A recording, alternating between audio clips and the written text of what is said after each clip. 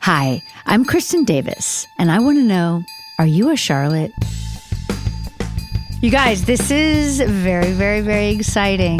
We are having the very first return guest. I am so thankful to Miss Lena Waithe. Thank you for having me back. It's brilliant to have you back. I'm so honored and grateful to be back for my second time, my second appearance. We just count down the days till we can get you back. Look, let's go. It's my favorite season. Yo, it's my favorite season too. Season 3 is my favorite. Right? I feel like it's when everything gelled. Everything gels. That's usually how it goes with a season 3 of shows. But I think for this particular series, I think something happens about season 3, like even for me, and I was watching it in real time at the time and just really experiencing what everybody else was experiencing. This show that was very prolific, but was very much a product of its time. Yes. Yeah. Yes, indeed. Yeah. Which we're going to discuss, yes, we'll get into guys, because this episode is called No Ifs, Ands, or Buts. Yeah. It aired July 5th in the year 2000, 25 years ago. Wow. So bonkers to me. Yeah. I mean, it does seem like another lifetime ago, but on the other hand, like if you literally think 25 years, it's like, it makes no sense. Right. I'm 41. So I was like, in my 20s. And where were you when you were in your 20s? I was still in Chicago, but, gearing up to come to LA. Got it. But really with the desire to be a television writer, and I've said this publicly before, but I think Sex and the City really made me want to take it very seriously. And I was very charmed and moved by the voiceover for sure. The character development, the friendships on the show. I think it's why it's on Netflix and everywhere else, and we continue to go back, and you guys were able to keep going back for different bites at the apple. No pun intended. But I think I was sort of really seeing a different kind of TV show. Because I did grow up on multicams, whether it be Friends, Fresh Prince, Cosby Show, A Different World. And I think what was so special about this was like, oh no, this is like a mini movie every week. Yeah. And it is but it's also like a novel. Yeah. And I'm just so taken by these characters. And it really was, I think, my generation's, Mary Tyler Moore show. And how that was so significant for women in the 70s. This, I think the 2000s was that was our new sort of awakening. Absolutely. Yeah. And I think for us, like we were just in it. Like I was telling you that we had Kyle on, and I guess it won't have aired by the time everyone's listening to us, but it was super interesting to be reflecting back on it because we had never reflected together. We had never talked about it, nothing. Crazy. We were just in it back then. Yeah. And we didn't have social media, so we didn't have this immediate response in real time. Right. Which, had we aired this particular episode where Samantha decides to date a black man for the first time ever, which is so bizarre. Okay. But do we know it's for the first time ever? She implies it greatly. Okay. And I went and looked up a few things, like the actress who plays the sister, who's so great. The actors are all so great. She's Her name awesome. is Sandra Oakley. She's very good. And she was already friends with the guy, Osseo Highsmith, who plays the guy that Samantha dates, Siobhan. Yeah. They were already friendly, which was so nice. Oh, nice. And they were very excited. And then she said later, like maybe even just a couple days later, she was like, oh, I wish it had been a different story. And I feel so bad that she felt that, like, we just didn't do that well, I don't think, Lena. Well, the actress, the actress playing his sister wished it was a different story. I'm curious in terms of how. Meaning, I think basically it was for Vanity Fair. They did an article in Vanity Fair about it relatively recently. Oh, okay. So she was reflecting back on how she was in her 20s and she was going to auditions and dancing and doing all different things. And it was a big part for her. She was excited to get it. Yeah. She was excited to be on our set, and she said our set was a very positive experience. I was so happy to hear that. Always wonderful to hear. But then she said just the fact, I think the thing she was most lamenting was that she and Samantha fight. That it was an angry black woman type of a thing. That wasn't, and I think the problem with this episode, and I can't wait to hear what you have to say, is that for some reason, and I think I know what in my memory we were doing, or what the idea was, we decided to try to tackle the fact that there were no people of color in the show, which is not how New York City is. obviously. But this particular group of people, and we had discussed it, it had come up. Different people would bring it up in interview situations or whatever, and they would say, like, do you feel, to us, the actors, do you feel this is reflective of New York? And we would always kind of stammer, and we'd say, like, we don't write it, and, we're playing this kind of really specific group of people based on real people, and this is what their lives is like, which I don't really know if that's true, right? Because I don't really know those people that we were kind of playing. I mean, to me, it feels very authentic, actually. Yeah?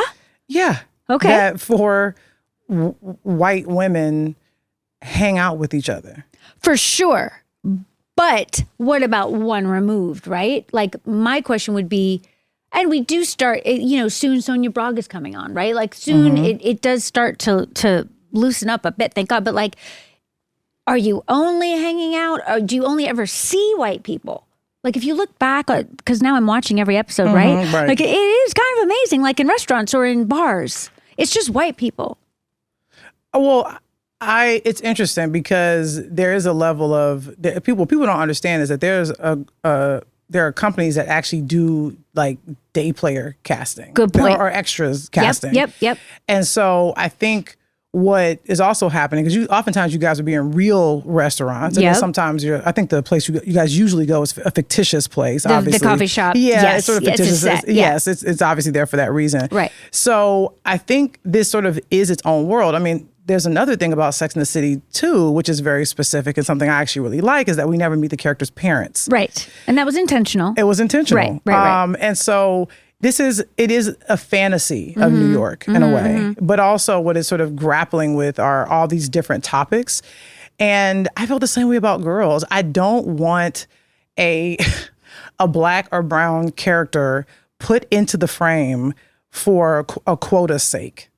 It's true. Absolutely. I just don't. Good point. I don't enjoy it. I don't like it. Right. Because either you're doing that to pacify or you're doing it in a way where if there's going to be some sort of specificity about the character, it depends on who's in the writer's room as well. Yes. So I don't know in terms of and I know a lot of the writers that were on Sex and the City. I've gotten a chance to meet many of them, and I think for the most part the room was mostly like white women. It was all white women at this point, except for Michael. Right. Yeah. And so that is a reflection of their experiences. True. And I think it would have felt a little false for them to say, well, let's put a black character in here because we think it's the right thing to do. Right. I'd rather you do it because it feels organic and it feels honest. Well, so my question about this episode, because I do feel like at some point people pointed it out and we felt uncomfortable about it, I guess, right? Or like, is this their world, or should it be their? What should we do? Do you know what I'm saying? I think there are a lot of people that hang out with people that look like them. For sure. That's just sort of what it is. That's true. And especially when you look at our society now, people are in echo chambers. They only talk to people that they agree with. That's true. And so I think what Sex and the City represents are 4 women that, in my opinion, happen to be white. And what's interesting to me about it being Samantha, who's dating a black guy, and I can't speak for all black women, I can speak for myself, in that I look at Samantha as someone who is a woman of the world and who is very free and very open-minded. And so her dating a black guy doesn't feel out of the ordinary, in my opinion. I agree. That's why it's weird that it seems like she never has, based on our reaction, I think. Do you know what I mean? At the coffee shop. You guys were like, huh? Yeah. And it's interesting because he's also a man of means, influence. He's very handsome. And that, to me, they're very equally yoked. I thought they were fantastic. And I think the character, his sister, I thought the actress who plays her is really great in the episode. Me too. I get the sort of cringy element of them fighting. Right. But, look, Samantha says something pretty tough to her, so I'm kind of not mad at her, like having a knee-jerk reaction. People like we've witnessed someone have a knee-jerk reaction at a very popular award show because of something that kind of startled them. True. So we have these moments where you kind of, for lack of a better term, black out, and you kind of do something that you kind of regret. Right. So I don't look at it as she was an angry Black woman. I looked at it as a woman who was feeling very attacked. And Samantha touched her. First. Yeah, maybe, that was kind of ick. Yeah, maybe it wasn't a violent aggressive thing. Right, but it was weird. But look, if you put your hands, even if it's a finger on me. Yeah, it was strange. Yeah, I agree. I agree. But here's the thing. I think there is an authenticity to what's happening, and that not every Black woman who has a Black brother would have a problem with him dating a white woman. But I think there are probably some Black women who would say, would I prefer him not be with a white woman? Yes. Of course. But I think where I sit, and again, this is Lena Waithe's opinion, I think love is so hard to figure out and come by. I don't care what race, nationality, religion a person is. If they accept you for who you are, you accept them for who they are, and you both are willing to invest in your own spiritual growth and each other's, I'm all for it. I agree 100%. Now, that is, that's my opinion. But I also have to respect if someone says, because it's a thing we took on The Chi. We tackled it. We're like, that was a season 7, where a Black man was dating a white woman. And it is literally a conversation where Felicia Rashad is at the table and saying, this goes all the way back to Emmett Till. Yeah. There's a history that is steeped in it. And the thing about our past is that it still haunts us. Of course. And that's why, there's a reason why there's a million O.J. Simpson documentaries. For sure. And the retelling of it. Yes. Re-examining over and over. Yeah. You know what I'm saying? I do. And so it is a conversation that will continue. Absolutely. Well, it's not worked out. We're not, obviously. No one did. Yes. We have not figured it out. This is not a wound that is healed. No. So when you look at this episode, it is a valid one. Okay. And I think it's fair game. And so this is something that comes up. Interracial dating is a thing. I have many friends who are the products of interracial love. Absolutely. Absolutely. We all do, you know? And so yes. Look, if people want to be upset, they can be. But how do we handle it, though? That's my... What do you mean, how did you handle? How did the show handle it? Yeah, like I didn't feel like when I kind of vaguely remembered, and then of course I rewatched it, and I was like, ooh. Like, I think also because we're trying to do 4 storylines, as you know, we've talked about the structure. Yeah. The structure is always a challenge. And the big storyline exactly is Aiden. Right. And Aiden's new. It's very exciting. He wants her not to smoke. This is so fascinating when you think about their long history, right? Like he already wants her not to be doing something she's doing, right? Whether smoking is good or not, whatever. I would say it's fair. As Easton pointed out, he already is trying to control her, which is interesting. Or save her life. Both. Let's say. But it's interesting, right? So that's the main storyline, and so Samantha's is this. Well, I don't even know. And then there's B story, it's probably C B. Story. Yeah, and then I think you're Sin with the is bad C. kisser. I'm the bad kisser, who's also very bizarre. We'll talk about that. Very different on the page than what Nicole Holofcener, the director, had happened. Like the dialogue doesn't match, but that's okay. If it were on now, people would be online talking about, he didn't do what she said. You know, because he's licking my face, but then I have a big wound on my chin, and I say he attacked my face. Where he did. Right, but he's just licking it. Like that sounded like he was like kind of going in on there. Was he? Okay. I mean, I know what it recently. was, like how I remember it feeling or whatever, and it was just like a lot. It was wet. It was very wet. There was so much wet. It was bad, but it wasn't like I would have a wound, right? And I'll get to that in a second because I know why Michael Patrick did that, because he's so bad, and sometimes he would put things in from life. But we'll get to that in a second. But I think when I look back on it, one of the things that I think is glaring, like Samantha says to us at lunch, I don't see color, I see conquest. Which is like a very Samantha statement, but also like that's a problem if you don't see color, because you do see color, because everything else you say, she talks about his big black cock. We talk about him wearing jewelry, but like Aiden's wearing more jewelry than Siobhan. Do you know what I mean? It's interesting. Well, I mean, it's interesting because you asked the question, how did you guys handle it? Yeah. And I think that's it's sort of an interesting question, because it really depends on what you mean by handle. And I think with television series, because somebody could ask us, like, how do we think we handled my characters coming out on Master of None? Yeah. We did not necessarily handle it. What we did was we approached it in a way that made sense for us as artists at that time. And so I think we kind of get caught up in these ideas of what is the right way to handle something. Okay. What is the wrong way to handle something?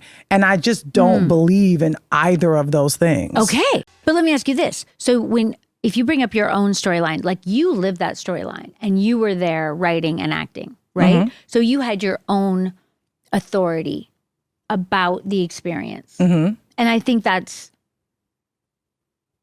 gold. You know what I'm saying? And obviously it Literally, was. yes. and Turned into it, yeah. worthy of it. But in our case, what I kind of mean, and I maybe didn't say it well, I wish if we were going to do this, that they had gone more in depth, possibly. What the actress who played the sister was saying was that when they are in the bar, in the scene where they get in the fight, that Samantha says something to her like, why can't you just, get to know me, or let me go down the road and see what you think or something. And she said, it's a black thing. The sister says it's a black thing. And she was saying something like she thought that was like a little too simple. Simple and pat, I guess, rather than possibly exploring it more. The truth is you only have so much real estate on the page. Yeah. And also I think, first of all, like, it's a black thing was something that was a bit of a popular saying for a short beat within the black community. Okay. And like, I remember when I was young, I would hear like people say it within the black folks to say it. But the way it was kind of as a shortcut as saying, I can never make you understand. Got it. Like you will never understand this. Okay. And that's interesting. And I think, you don't, because also they're in the middle of this club. She doesn't want to go down into the history of our, nation. Right. But she really is sort of telling Samantha, like, you'll never get it. You don't get it. And in essence, because what I know as a television writer, both characters have to be right. And in essence, they are. Because Samantha is saying, well, okay, yeah, I'm not black, but like, you don't know me. You haven't gotten a chance to spend time. And the interesting thing is, as a person who really likes the Samantha character, I wouldn't mind hanging out with her and getting to know her and vibing with her. She's the fun friend. She's the one that's not going to judge you. You're going to get into some exclusive place. She's a vibe. And so what breaks my heart the most about the episode is that we don't get to explore Samantha dating this black guy. I agree. Also, because they are so good together. That's what always breaks me. That's what's always broken my heart about the episode. Interesting. Is not about how it was handled per se. Okay. But rather, like, it would have been cool if we could have, that actress could have had maybe a 3-episode arc. Because that's usually how long the relationships last on Sex and the City. Yeah. And then had them break up over something that had nothing to do with race. That would have been so good. But now, look, I think for whatever reason, they didn't want to go down that road. And that's fair because there wasn't a black writer in the writer's room. Right. And it does get tricky where if you have black actors speaking and there's no black person around, then for me, I'd rather then don't even deal with race at all. Don't let that be a part of it. If you guys are too scared to kind of go down that road, just let it be, whatever, But because I think they didn't want to ignore the glaring fact that this is a black woman, she's got this restaurant, she's talking about okra and whatnot. You got the brother, he's got the Jennifer Lopez release party. So they're very much sort of culturally, intelligent, and they know what's going on. They're not unaware of who they are, where they come from. I just think it's important. I like the episode. I think, of course, maybe you could go back and tweak or adjust things, but I just feel like it's a time capsule. All entertainment is a time capsule. Yeah. I don't want to go back and say, well, let's fix this for our comfort. No, of course. And I mean, we can't. So it doesn't even matter if we want to. And it's reflective. It's reflective. You got to go back and reflect and say, okay, because I'm telling you, it could have been a lot worse. It could have been a situation where you look at it and go, okay, well, we got to talk about this and we can talk about that. Do you want to see women fighting? No, but most reality shows that most people watch involve grown women. So true. Professional women. Well-dressed women. Yep. physically fighting each other. Which is so weird. Throwing tables, throwing like, so like bizarre. Drinks. So true. And so that I can't be offended by that episode and act as if that women kind of going back and forth at each other isn't something that is pushed by some powers that be that are not us. That's a good point. I hadn't thought about it in that way. I did think about the year 2000 a little bit, and that was like The Survivor had started, was really big. Friends is obviously big. ER. It's it's a pretty much white network television world. Sure. And then we're over there on HBO. But I think that is one of the frustrations that people would express to us at the time was, you guys are on HBO and you can do whatever you want. So why is it so, white, basically? Well, people would say to us. But here's the deal. Yeah. Our entertainment, our media is a reflection of our society. And we live in what I like to call a white-leaning society. We live in a white-leaning society. Yes. I'll use the Oscars as an example. How many women have won Best Lead Actress in a Motion Picture? Who are white? One, yeah. Her name is Halle Berry. Yeah. How long have the Oscars been around? 800 million. We live in a very white-leaning society. Yep. And that's sort of what it is. Yeah. And so I think in 2000, it's like that's a reality of what TV was. And at the same time, I, a young Black queer woman in Chicago, was watching the show and really felt, it's interesting because I don't know if the word is to say I felt seen. That's not necessarily right. But I felt the show's humanity.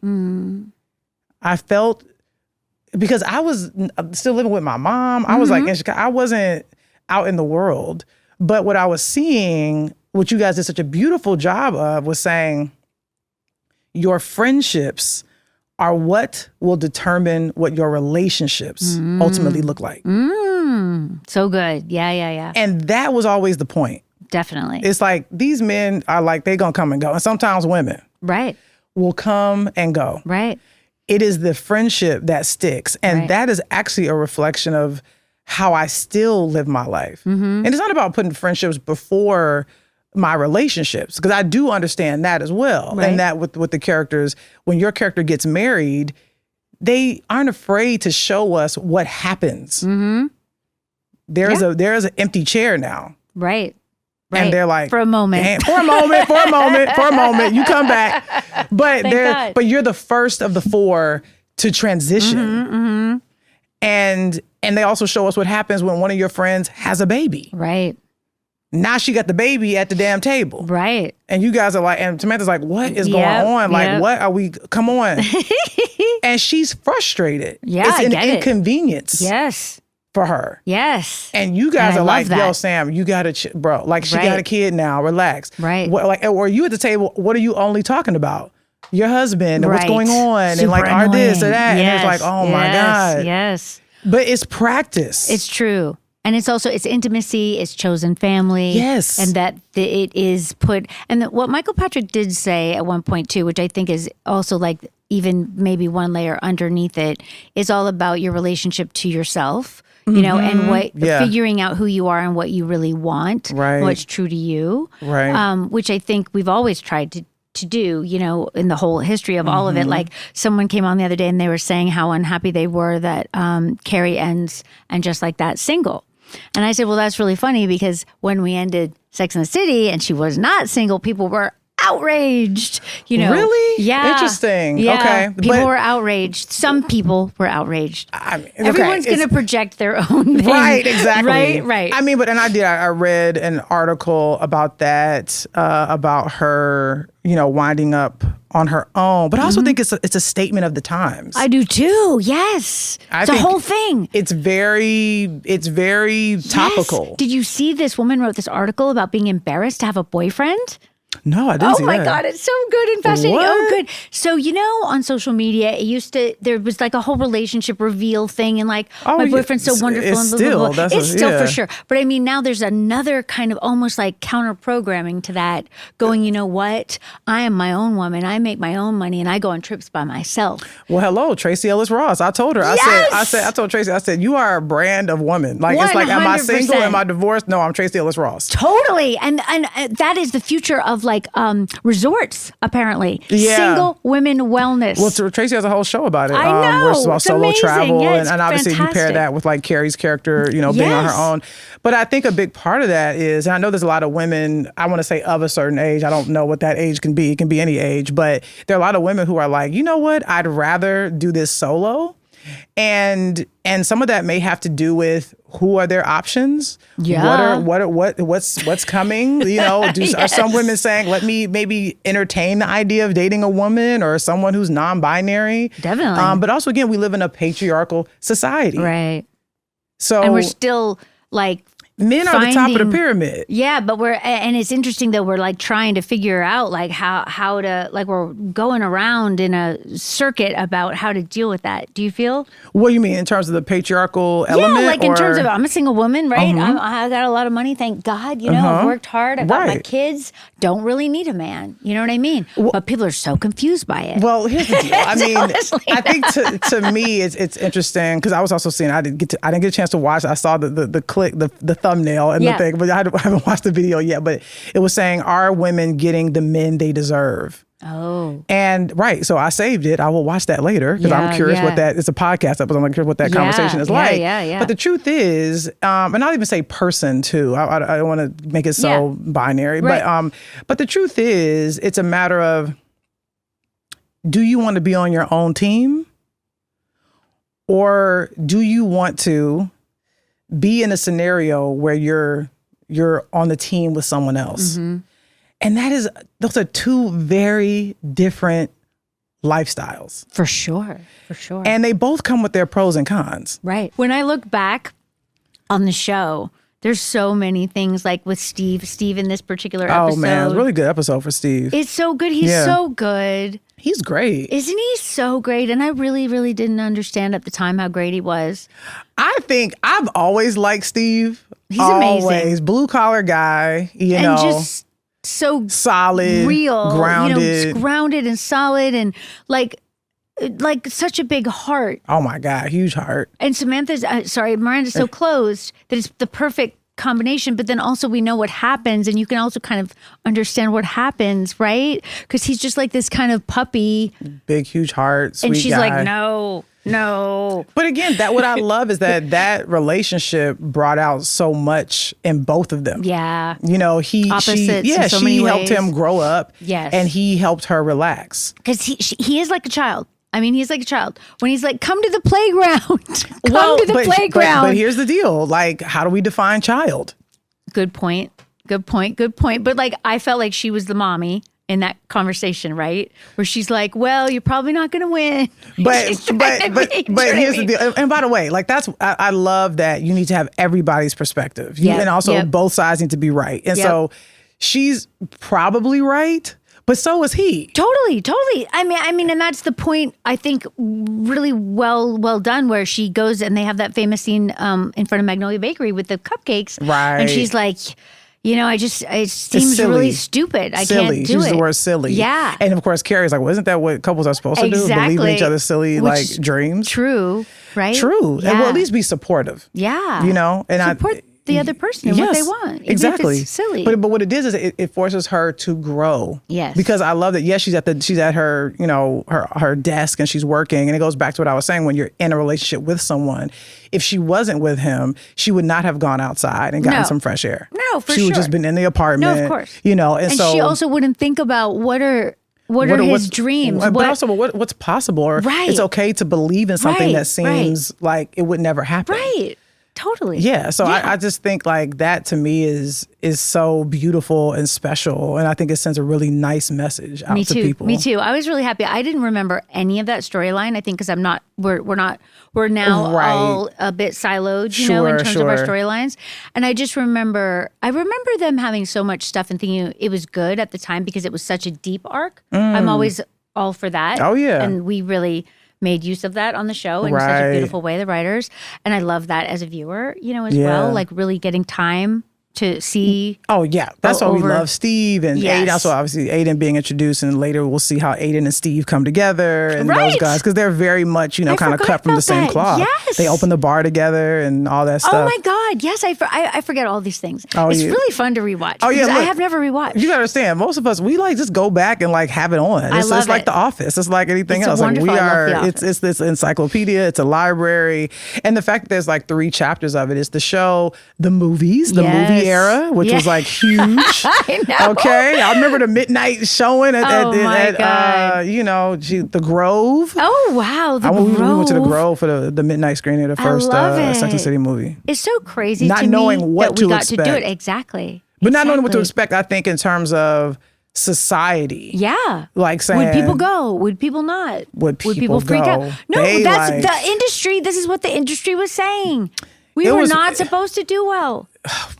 I know, because they can't ever learn that lesson that women want to go to the movies. And gay men. Absolutely. It was a really, I'll never forget that experience.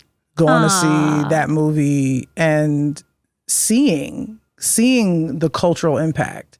Amazing. Because you're like, yeah, who is gonna, you know, and I wouldn't have minded if it wasn't like, it's like, oh, you're Sex and the City fanatics. Exactly. It's like whatever. But it was almost as if everybody that was at home, like you are siloed. You're home watching it yourself. Right. You talk about it with your friends. Maybe you have a watch party, depending. Right. And I think when the movies happened, it was like a freaking Star Wars convention. It was like we all were like, oh, so insane. We're all in the same place. Yeah. Watching the same thing. Yeah. And it was really cool. It's cool to be around your people, and it felt amazing. Like, you know, absolutely. That's what going to the movies. Why we can never lose it.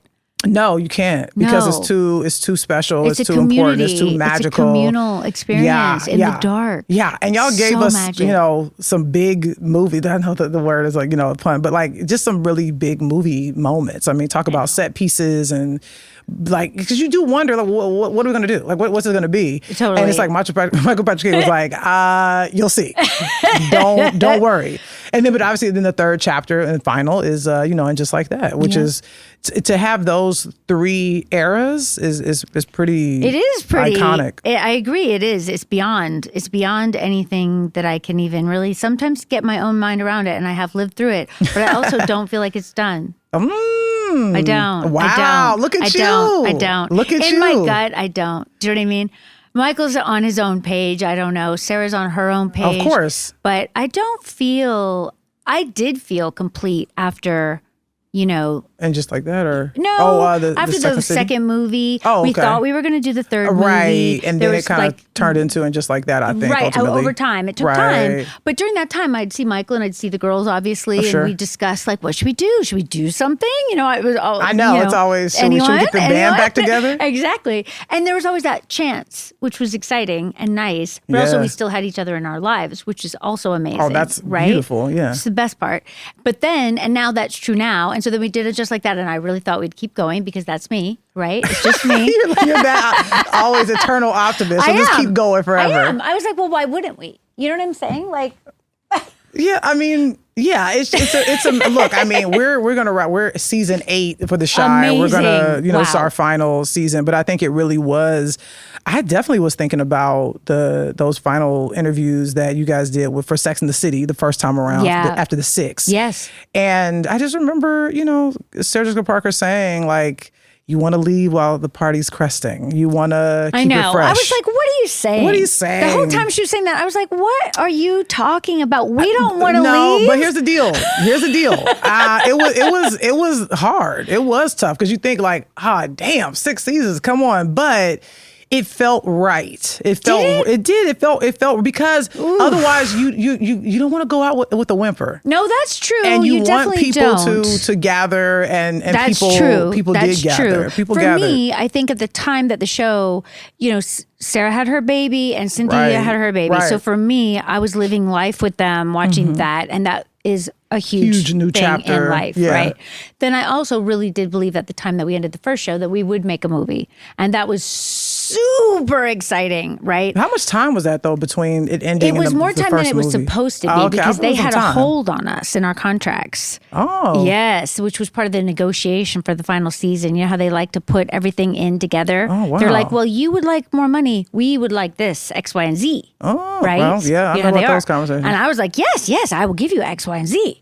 Yeah. Put me on hold to make a movie, please. Yeah, please. oh, you're like, sure, fine. I'm like, that is no problem. That's interesting. So you guys had that. But then it expired. Oh, Yes, I had right, Chris Albrecht on, and we talked about it a little bit. Okay. And because he was in charge of HBO at the time. Wow. And he had the foresight to think of a film. Wow, that's interesting. But then, and so he commissioned the script from Michael Patrick, and Michael Patrick was writing the script, which we knew about, right? And so we had a hold in our contract. It was, I want to say, a year or a year and a half, not that long, for us to start production, right? And I remember Michael calling and telling me the ideas, not seeing a script, but hearing the ideas, and I was like, yes, Michael, anything you want me to do, I'm here. I will do.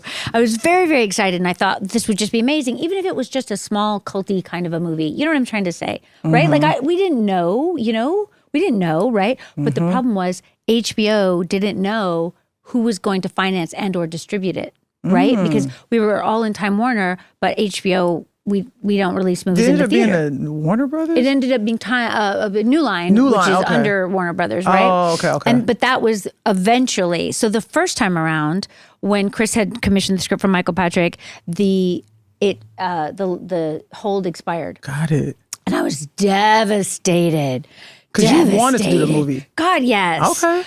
But then, Michael Patrick's not going to give up once he's got a creative idea. I know. Right. So he had a creative idea and he was like, we're going to figure it out. But it was hard because it had never been done, right? Where you've got an IP that has been over here. Exactly. Then you're wanting to put it over here. So it took Toby Emmerich stepping up to the plate when he did. And what Chris said was the turning point was Devil Wears Prada 1 did so well. That was one of our directors, David Frankel. Wow. Exactly. And Chris was like, that's our movie. Why didn't we make our movie? We're so stupid. Wow, Devil Wears Prada came out before? Isn't that bizarre? It's not how I remember it, but that's what Chris told me, and I looked it up, and I think it's accurate. Oh, well, yeah, I believe that. Wow. Interesting, right? So he was like, why didn't we go ahead? We should go ahead. See, I think everything happens exactly the way it's supposed to, but I think that amount of time, and again, I can't put my finger on how much time it was from when the last episode aired. It was between 2004 to 2008.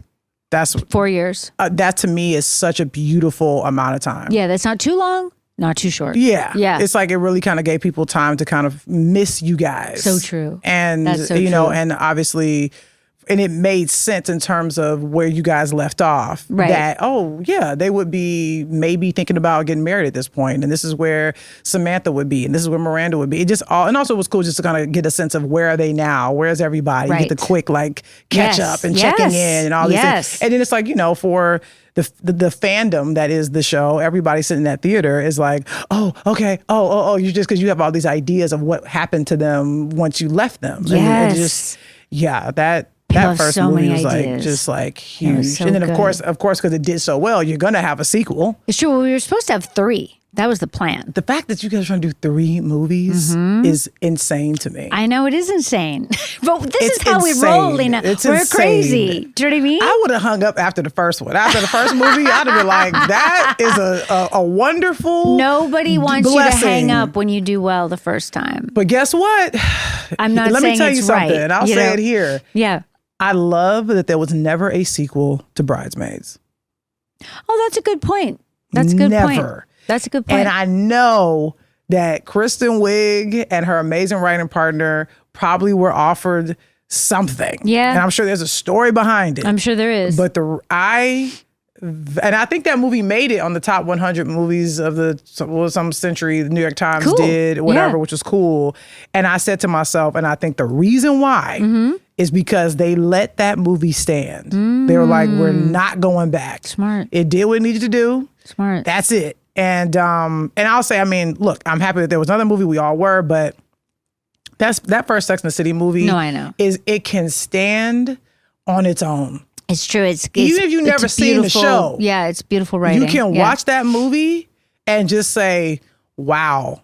I agree. That is. I agree. And you guys give us a feast. I know. I agree. Michael Patrick did a great job with the first Stunning. one. And the second one, too, in a different way. But like, I understand what you're saying. But it's really hard. I get it. You know No, what you I got mean? no. Like, Y'all, you know? it was nuts. It was like, it was everywhere. It was crazy. So I get it. It was crazy. And it's crazy because we were such a, I say this, people don't believe me, but we were like the little train that could, you know, is that the word?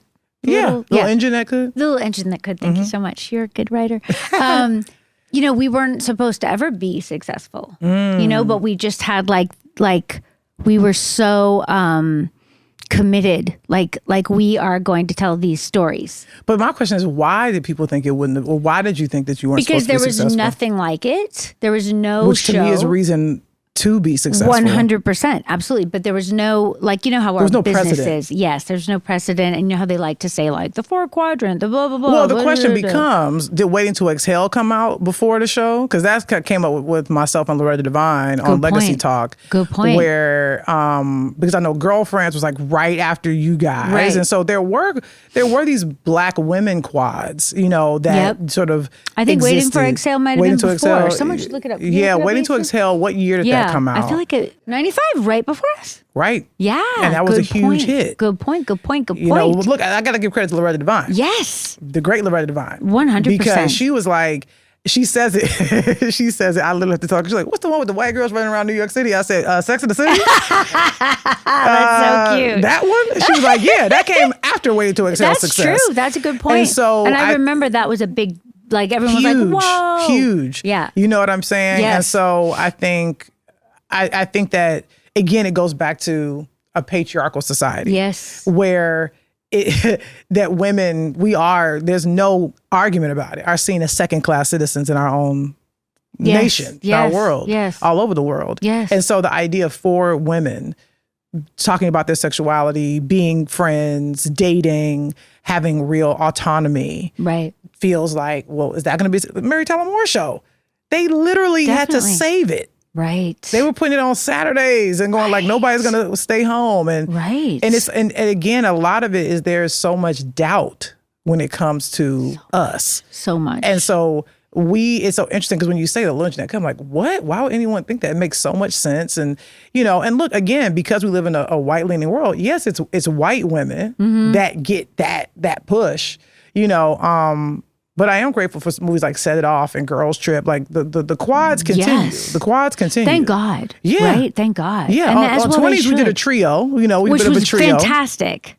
You know, it's like Loved that was, it so much. so thank you so much. I mean, any version. You know what I'm trying to say? Ladies talking is always, it's you know, a amazing. vibe. Absolutely I a enjoy vibe. it. And talking freely. Talking freely about their emotions, So about who they're important. dating, all that kind of stuff. Yes. And so, I think Sex and the City made it very popular, but I totally get like there was some sort of backlash because it's showing women having a voice, not necessarily needing a man to approve them, but rather them building their own bond and finding their own self-love. So of course there's going to be a threat to society that sees women as people that need to be dependent on men.